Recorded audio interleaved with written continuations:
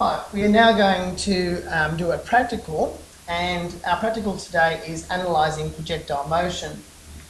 This is a mandatory HSC High School certificate prac, and for this year our aim is to construct a projectile launcher and carry out this investigation using data logging and video analysis to determine the magnitude of its projection velocity.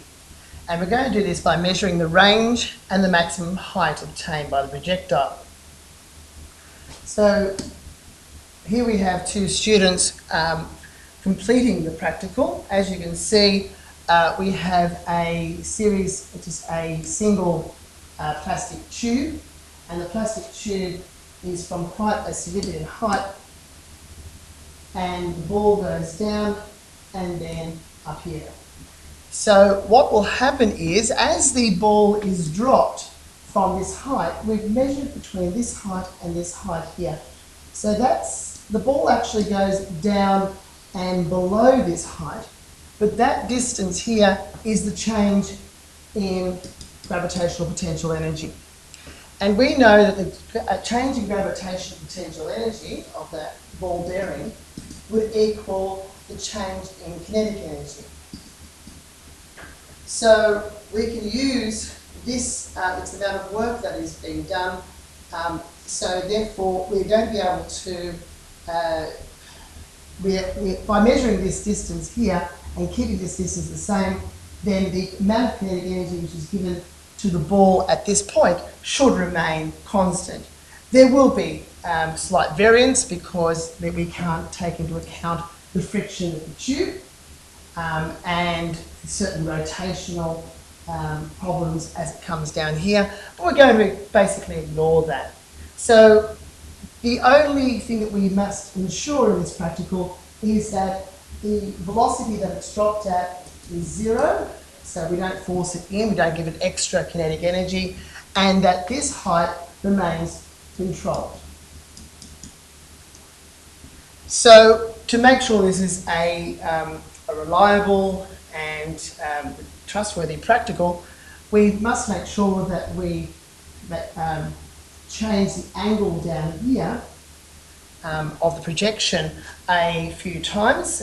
My suggestion would be 3 or 4, maybe 5 times, and that will give you a range of independent variables. So the angle change that we are going to change will be our independent variable.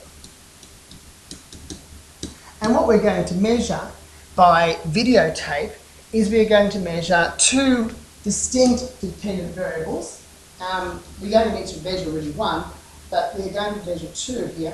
We are going to measure the range, and at the same time, because it's video, we can also measure the maximum height that it goes through.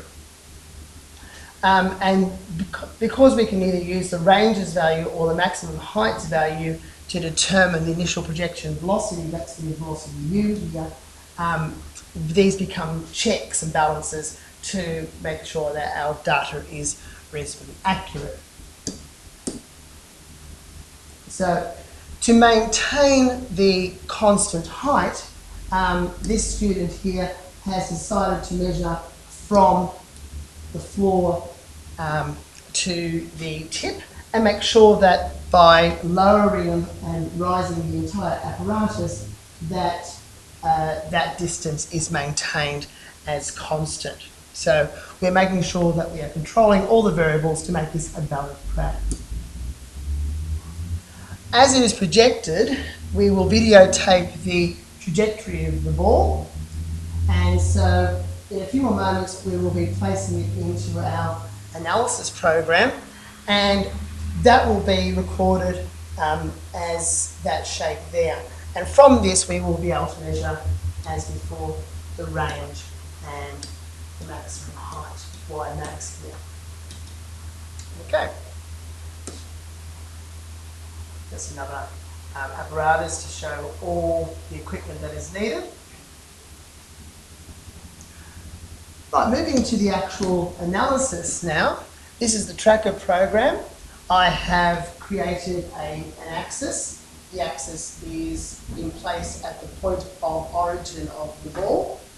and the actual video, we can see the ball first emerges, waiting for the ball to emerge.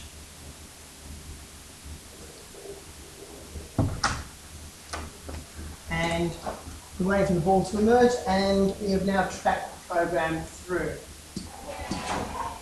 Okay, once the trajectory of the ball has been recorded from the practical, we can use the analysis of our data to see how good our track was. We don't need to worry about the ground-to-ground projection because the axis itself, the horizontal axis along here, becomes our ground-to-ground, and this distance here, our vertical distance here, becomes the Y max. Looking at the data over here, because the video is not at 0, 0, the ball emerged at 2.4 seconds after the video has been created. This will be the 0, 0, but that doesn't matter at that time. What does matter is where it is on our X axis, and this, by plotting these two together, we will find its horizontal velocity, and here it is recorded up here. That nice straight line there represents a constant horizontal velocity, and that's what we expect. By plotting these two, that's the time against the Y, we should get this parabolic arch, and this is done in the Excel program. And in a separate video, you will see how to analyse this data to find the Y max and the range. So by using Excel, that's our data analysis, we are able to find both the range and the maximum height that the ball, or the ball bearing in this case, has achieved in this projection. This projection, by the way, was for a 45-degree angle, and therefore we are expecting this to be the largest range.